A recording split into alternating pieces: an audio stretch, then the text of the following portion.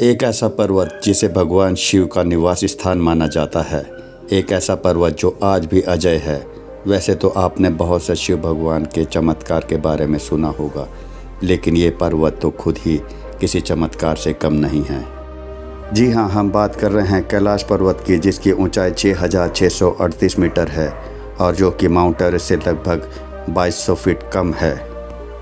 ऐसा माना जाता है कि 11वीं शताब्दी में एक बुद्ध गुरु जिनका नाम मिलारेपा था, वो कैलाश पर्वत के शिखर तक पहुंच गए थे और ये आज भी एक अपवाद है।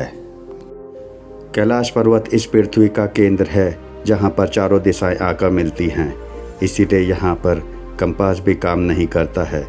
इस पर्वत को फतह करने के लिए बहुत से पर्वतारोहियों ने बहुत बार कोशिश की, लेकिन वो हर बार नाकाम रहे। कुछ पर्वतारोहियों को दिशा का भ्रम हुआ तो किसी के सामने कुछ ही आगे चलने पर मौसम खराब का सामना करना पड़ा। कुछ पर्वतारोही का तो यहाँ तक कहना था कि यहाँ पर उनके सर के बाल और नाखून को तेज़ी से बढ़ते हुए देखा गया है। जी हाँ दोस्तों, यहाँ पर समय तेज़ी से बीतता है। साइंटिस्ट द्वारा ऐसा भी माना जाता है कि कैलाश पर्वत प्राकृतिक नहीं, मानव निर्मित है, जिसके चारों कोनों से 4 महान नदियाँ भी निकलती हैं, जिनका नाम सतलुज, ब्रह्मपुत्र, घाघरा और सिंधु है। और ये चारों नदियाँ चारों दिशाओं को बांटती हैं। दोस्तों, इस पर्वत को दूर से देखा जाए तो यह एक विशाल शिवलिंग के रूप में दिखाई देता है।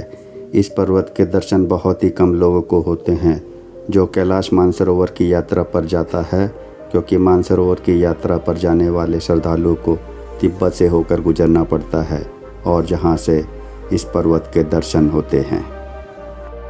हिंदू धर्म के अनुसार जो व्यक्ति अच्छे कर्म करता है तो उसके मरने के पश्चात उसकी आत्मा को यहीं पर जगह दी जाती है, क्योंकि यहाँ पर सिर्फ अच्छी आत्मा को ही जगह दी जाती है। दोस्तों, कुछ साल पहले रूस के पर्वतारोही सरगोई ने कैलाश पर्वत पर चढ़ने की कोशिश की थी, लेकिन वो कुछ ही दूरी पर से वापस आ गए। उन्होंने बताया कि यहाँ पर चढ़ने पर भ्रम पैदा होता है और उनका दिल ज़ोर ज़ोर से धड़कने लगा। इसीलिए उन्होंने वापस चलने का फ़ैसला लिया और जैसे ही वह इस पर्वत से कुछ दूर हुए, उनके दिल की धड़कन नॉर्मल हो गई। इन सब को और पर्वत से लोगों की श्रद्धा को देखते हुए चाइना ने सन 2001 में कैलाश पर्वत पर चढ़ने से रोक लगा दी थी। दोस्तों, भारत से कैलाश मानसरोवर यात्रा करने के लिए 3 रास्ते हैं। एक सिक्किम, दूसरा नेपाल और तीसरा उत्तराखंड से होकर जाता है, जिसमें हर साल भारत सरकार सिर्फ 1000 श्रद्धालुओं को ही वहां जाने की अनुमति देती है।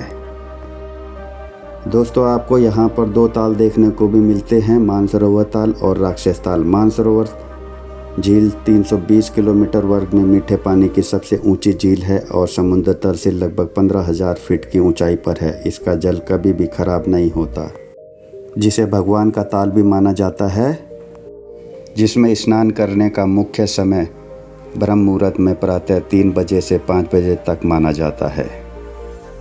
और वहीं हम बात करें राक्षस ताल की, तो ये 220 वर्ग किलोमीटर के लगभग में फैली हुई खारे पानी की सबसे ऊंचाई वाली झील है। और दोस्तों, इसी के किनारे माना जाता है कि रावण ने भगवान शिव जी को प्रसन्न करने के लिए तपस्या की थी और यहीं पर ही भगवान शिव ने प्रसन्न होकर उन्हें आशीर्वाद दिया था।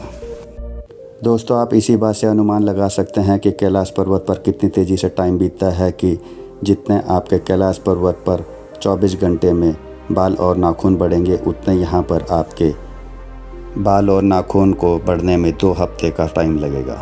दोस्तों, कैलाश पर्वत के अंदर बहुत सारे राज अभी भी छुपे हुए हैं, जिसके बारे में हमारे साइंटिस्ट और आज की हमारे टेक्नोलॉजी द्वारा जानना बहुत मुश्किल है।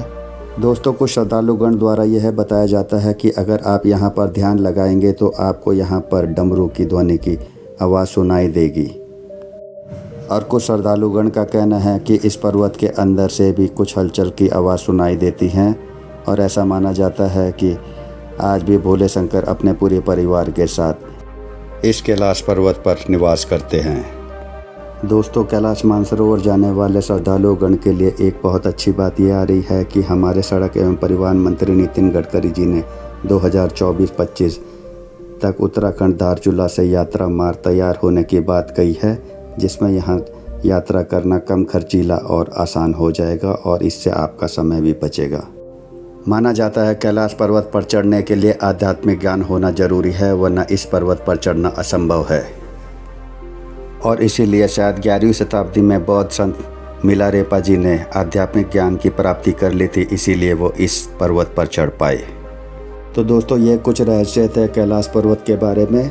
उम्मीद करता हूँ आपको ये वीडियो पसंद आया होगा, और कुछ अगर मेरे से ये इसकी जानकारी छूट गई हो तो मुझे प्लीज़ माफ़ कर दीजिएगा, क्योंकि आप जानते हैं कि कैलाश पर्वत के तो बहुत रहस्य हैं जिनको मैं इतनी जल्दी आपको नहीं बता सकता।